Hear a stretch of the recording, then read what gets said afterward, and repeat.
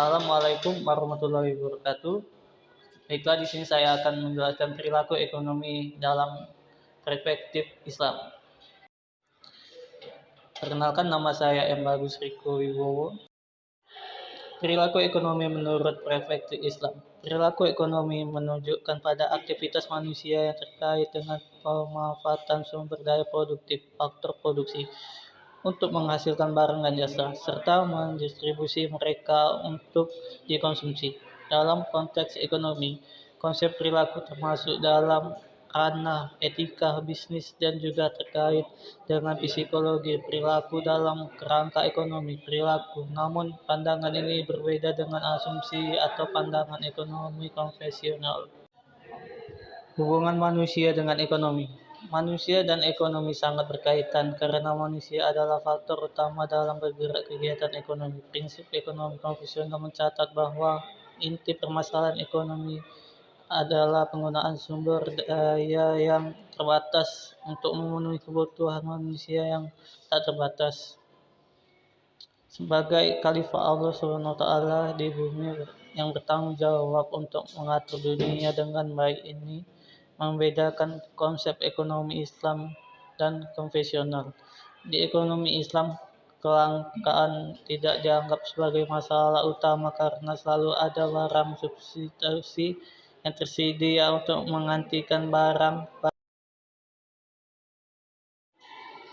Dari Homo economicus ke Homo ethicus, konsep Homo economicus atau disebut juga dengan economicus adalah seperangkat sifat dan perilaku tertentu yang dikaitkan dengan tindakan seorang dalam berbagai kegiatan ekonomi, yaitu karakter manusia dan rasional dan berkebebasan dalam menentukan pilihan-pilihan yang ada untuk mencapai tujuan tertentu. Konsep Homo economicus ini memiliki ciri-ciri, yaitu rasa mementingkan diri sendiri, rasional, serta merasa tidak pernah puas dalam pemakaman konsep ini. Memiliki asumsi bahwa manusia pada hakikatnya merupakan makhluk memenuhi aktivitas serta mendapatkan keuntungan yang maksimal. Konsep ini cenderung lebih pada prinsip ekonomi konvensional. Sifat manusia dalam Islam. Dalam tafsir Al-Yusuf menyebutkan bahwa Allah menciptakan manusia dengan tidak hanya memiliki bentuk fisik yang sempurna, tetapi juga dihiasi dengan akal, hiasan, dan kelebihan lainnya atas kebanyakan makhluk yang ada di muka bumi, yang mana dengan akal inilah kemudian manusia dapat menimbang baik buruknya suatu perbuatan. Jika akal ini dipergunakan dengan sebaik-baiknya, maka akan membentuk manusia yang berkualitas. Karakteristik keinginan dan kebutuhan. Menurut Franklin dan Bullen, kebutuhan adalah hal dasar dalam memenuhi keberlangsungan hidup dan bersifat keharusan. Sementara keinginan adalah segala sesuatu yang termasuk ke dalam kebutuhan. Tetapi lebih dari itu, segala keinginan lebih terhadap barang ataupun jasa yang ingin dipenuhi. Setiap manusia pada suatu hal yang dianggap kurang, dan dapat disimpulkan bahwa kebutuhan bersifat harus dipenuhi, sementara keinginan bersifat sebagai suplemen dari kebutuhan karena keinginan tidak bersifat haus dan tidak bersifat mengikat. Konsumsi dan produktif dalam perspektif Islam. 1. Konsumsi dalam Islam.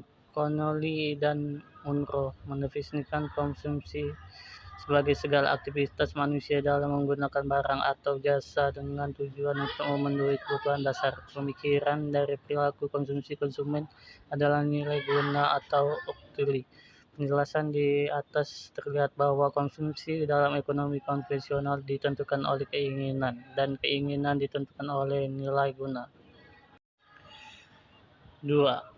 Produksi dalam Islam. Secara umum, produksi didefinisikan sebagai kegiatan manusia untuk menghasilkan barang dan jasa yang dimanfaatkan oleh konsumen.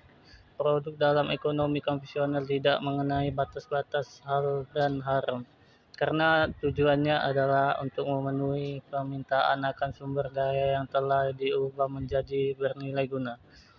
Karena hal yang paling penting dalam proses produksi adalah bagaimana memproduksi segala jenis barang yang dibutuhkan oleh konsumen sehingga menghasilkan nilai utilitas maksimum tanpa dihalangi oleh batas moral tentang kemaslahan barang tersebut jika dikonsumsi dan tujuan utamanya adalah untuk memaksimalkan keuntungan.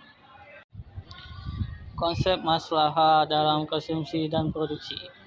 Hadis syariah atau lebih dikenal dengan istilah maslahah merupakan perwujudan dari unsur pengambilan manfaat dan menolak kemudaratan dalam kehidupan baik untuk dunia maupun untuk kehidupan akhirat. Karena tujuan syariat manusia pada dasarnya adalah mengambil manfaat dan menolak kemudarat. Asy-Syaikh mendefinisikan syariah sebagai hukum-hukum yang disyaratkan Allah Subhanahu wa taala untuk menegakkan kemaslahatan akhirat dan kemaslahatan dunia. Menurut Jalal al-Bin al-Rahman, masalah dengan makna luas adalah segala sesuatu yang bermanfaat bagi manusia dengan dapat diraih oleh manusia dengan cara memperolehnya maupun dengan cara menghindari. Sedangkan menurut Taufik, masalah adalah sebab yang membawa kebaikan seperti bisnis yang membawa keuntungan. Sementara itu, menurut pandangan hukum Islam adalah sebab yang dapat mengantarkan kepada tercapaian tujuan hukuman Islam baik dalam bentuk ibadah maupun muamalah. Itu saja penjelasan dari saya. Terima kasih telah menonton. Wassalamualaikum warahmatullahi wabarakatuh.